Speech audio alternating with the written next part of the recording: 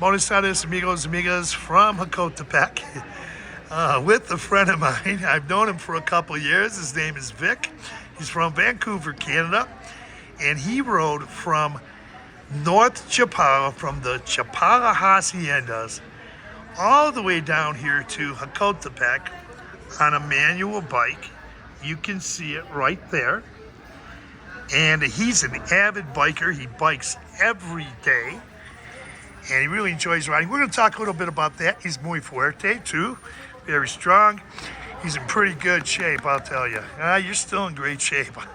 Here he is. This is Vic from Canada. Go ahead, Vic. Hi there, my name's Vic. I am from Vancouver. I've been here about 7 years now, living around Chapala, hanging out in Guadalajara a lot. Trying not to ride my bike there because it's too dangerous. It's too insane. But out here, they've got bike paths. It's really beautiful to go along either east or west. So right now, we're on the western side of the lake. If you go to the eastern side of the lake, it's called Mezcala. It's an indigenous community. And if you go down to the water side, it's like has a small bay, almost Italian-like, made of marble, just so beautiful. And the food here is wonderful. And the people themselves are quite interesting as well.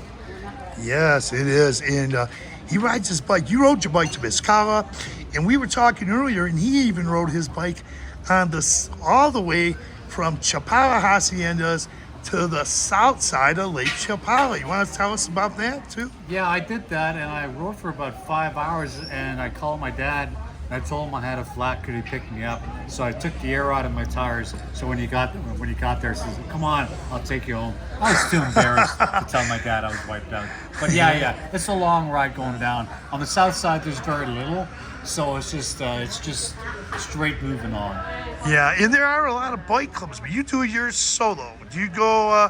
I'm not sure. Every time I see you, you're solo. You don't ride with bike clubs. No, I've seen bike clubs, but these guys are like pretty serious about it. They've got nice bikes, not like my 5 banana bike, which is what I paid for, but 5 bananas.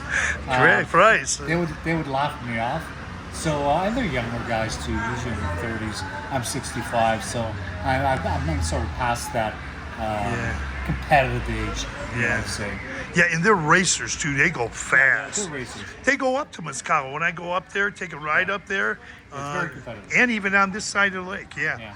Yeah, so that's for young people. Younger people want to come down here. They're all Mexican residents, what I noticed, except there's one guy, he's an expat. I did a video with him about 2 years ago. He's an avid cyclist. He's a professional cyclist. But, so go on, tell us what you like about this area in these towns. Well, this part of town I like because it's not a lot of expats. It's a real local, sort of, not indigenous, but not a lot of expats here. So it's a little bit more traditional than, let's say, Ajijic, which is in between Chapala and here, and Chapala, where there's a ton of foreigners. So the food is awesome here. It's all fresh. It's a little bit more difficult to get processed foods. You still get your cornflakes and your major brands, but you might want to pack some red rose tea coming down here. Yeah. That's the one thing that I really is my red rose tea. Okay, But outside of that, you can find anything else here. I'll try to find some in my journeys to let you know. I'll deliver it to you in Chapala because I know where to find you. Every morning, almost every morning, I met him at the Hour Coffee and Restaurant. Coffee Hour and Restaurant, and it's got great coffee. It's great coffee, great food, and it's very inexpensive. I know that. And it's a great place to eat. The food is delicious. You want to tell us about the restaurant there? Yeah, it's got a fairly decent menu, but it's the people that hang out there that makes it interesting because there's a whole bunch of regular expats. They always hang out there in the morning. If you want to sit down, get involved in the conversation, it's so easy to do. Hey, you're from up north. Hey, you're from up north. So people are always getting to know each other there, and then they move on to other places. But it's a real friendly atmosphere. And the food is decent.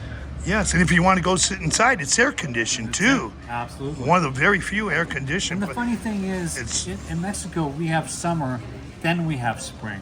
So in May and June, it's blooming hot, and then July and August starts to cool off.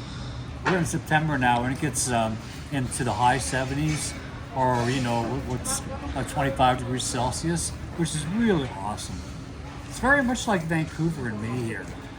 With Yeah. overcast, cloudy, humid, and when the clouds break, it's just quite wonderful. Yeah. No, you like. Now I'll tell you, Vic. He likes eating traditional Mexican food. So you want to talk a little bit about that? Well, I usually do my own cooking, but I buy everything fresh. So I have access to fresh beef, chicken, and the fish here is awesome, and it's very well priced. I like halibut. I like cod. I like they sell shark, which I don't eat. I don't know why. I have a thing about eating sharks, but they have great seafood down here. Great seafood And down here. shrimps as well. Definitely. Love a lot of markets. There's some good market. I know there's one really good market in Chapala, and there's other markets throughout the lakeside area that have good fish, shrimp, and different types of fish, seafood. And they cater to all sorts of clientele. So you can be on the poverty side, or you can be on the wealthy side. He's not that poor. He's not that poor. He's not poor. He's not poor. You can be He's on not the poor. wealthy side. And there's places for everybody here. So, you know, even if you're not super rich, just trying to buy on a pension and stuff like that, you know, you have really good opportunities. You can rent a house down here for $600-700 a month, which is pretty. For a single guy, you can rent a one-bedroom apartment for $350 American. Yeah, you got to look for those. So you got to look for those. You're getting hard to find. Yeah, But out of season, they're easy to find. Sure. And you own your own home. Vic owns his own home. And the haciendas there. Yeah, and he's doing work on that. That's how you're staying in shape too, huh? Yeah. I'm getting tired of doing that. Yeah. So living the good life Yeah. here in the lakeside area. Hopefully for a few more years. Yeah, we're not going to give away your age. 65. Oh, God, he did. Okay. 65, retired, having fun. He's a lot of fun. We have at the coffee shop we mentioned. That's where I met him. We had a lot of fun sitting around. He's very witty. You're half right about that. I'm telling you, he's a good man to be with. And he's good to the Mexican residents. Very good. They really love him, too. They come by. Him and I both speak. Sometimes we speak a little Spanish with each other.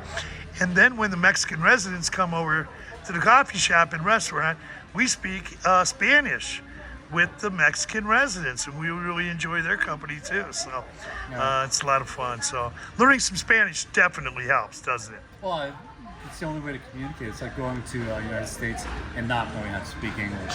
It's going to limit you. So obviously, make an effort, and people will appreciate that. They certainly will. Okay, anything you'd like to say? Anything else, Vic?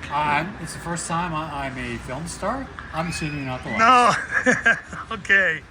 I'm just so grateful. You know what? More important than this video is that I ran into you, and I can sit down and have coffee with you again. But this time in Jocotepec. Okay. Well, nice to see you. Nice to be seen by you. Okay. Thanks again, Vic. Really appreciate it. Tap on that notification bell. You'll be notified of upcoming videos. Adios, amigos from Jocotepec.